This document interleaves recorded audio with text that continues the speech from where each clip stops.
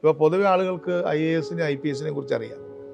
പക്ഷെ IFS എന്ന് പറയുന്നത് ലോങ് ടേം പ്ലാനുള്ള അവരുടേതായ ഹൃദയവും ബുദ്ധിയൊക്കെ ഉള്ള ആളുകളാണ്. മാത്രമല്ല അവർ വർക്ക് ചെയ്യുന്ന കേന്ദ്ര നിയമത്തിന്റെ കീഴിലാണെന്ന് അവർക്ക് വ്യക്തമായിട്ട് അറിയാം. മാത്രമല്ല അതിൽ മിക്കവരും എന്ന് തന്നെ പറയാം പണ്ടൊക്കെ അതിൽ വലിയ കറപ്റ്റ് ആയിട്ടുള്ള ആൾക്കാരായിരുന്നു IFS. എനിക്ക് നേരിട്ട് അറിയാം. ഇപ്പോൾ അങ്ങനെയൊന്നല്ല. ഇപ്പോൾ അവർ വളരെ സിൻസിയറാണ്.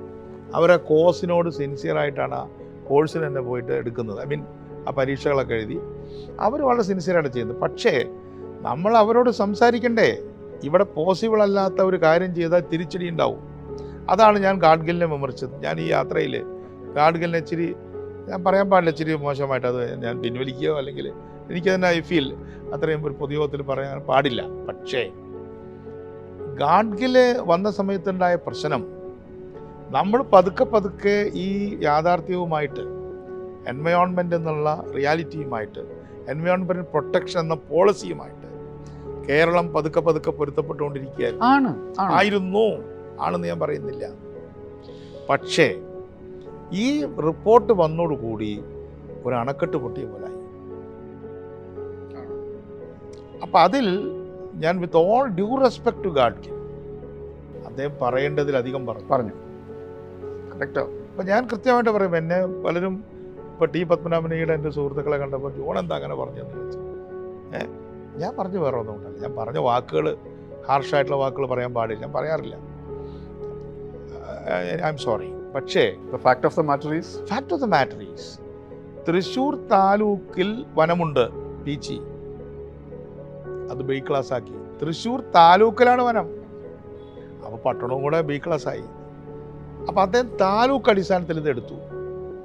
ഞാൻ നേരത്തെ ഒരു കാര്യം പറഞ്ഞല്ലോ, അട്ടപ്പാടി ബ്ലോക്ക് പോലും 2 ക്ലൈമറ്റാ. താലൂക്കല്ല, മണ്ണാർക്കാട് താലൂക്കല്ല. ഒന്ന് മഴനിഴൽ പ്രദേശവും ഒന്ന് റെയിൻ ഫോറസ്റ്റുമാണ്. മുള്ളംകൊല്ലി പഞ്ചായത്ത് വയനാട്ടിലെ അറിയാലോ, പുൽപ്പള്ളി മുള്ളംകൊല്ലി. ആ മുള്ളംകൊല്ലിയിലെ 2-3 വാർഡുകൾ മഴനിഴലാ. വലിയ ശുദ്ധജലക്ഷാമമുള്ള സ്ഥലങ്ങളുണ്ട് അവിടെ അല്ലേ? അപ്പം നിങ്ങൾക്ക് ഇതിനെക്കുറിച്ച് അറിയാമല്ലോ. എന്താ പാലക്കാട് ജില്ലയിലെ സ്ഥിതി? ഇഷ്ടംപോലെ മഴ കിട്ടുന്ന സ്ഥലമാണ് ചിറ്റൂര് അല്ലെങ്കിൽ ആലത്തൂർ, ആ ഭാഗത്തൊക്കെ. അങ്ങോട്ട് വടകരപ്പതി ചെല്ലുമ്പോഴോ പ്രശ്നമുണ്ട്. വടകരപ്പതി ചെല്ലുമ്പോൾ മഴയില്ല. വരൾച്ച കണ്ടീഷൻ വന്നാൽ നല്ല ഡ്രോട്ട് വരും. അവിടെയാണ് കേരളത്തിലെ ഏറ്റവും സക്സസ്ഫുൾ ആയിട്ടുള്ള സബ് സർഫസ് ഡാം ഉള്ളത്. അത് കണ്ടിട്ടുണ്ടോ? കണ്ടിട്ടില്ല. ആ ഉണ്ട്. സബ് സർഫസ് ഡാം മുകളിലേക്ക് കാണില്ലേ, താഴെയാണ്.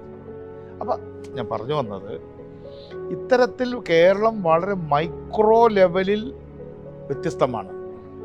നമ്മുടെ ഭാഷ പോലെയാണ്. കുന്നംകുളത്തെ ഭാഷയല്ല തൃശ്ശൂർ, വടകര ഭാഷയല്ല കോഴിക്കോട് എന്നൊക്കെ പറയുന്ന പോലെ ഓരോ 25 കിലോമീറ്റർ ലെങ്ത്തിൽ നോക്കുമ്പോഴും ഓരോ ക്ലൈമറ്റ് മാതിരിയാണ് അല്ലേ? Micro community. കറക്റ്റാണ്.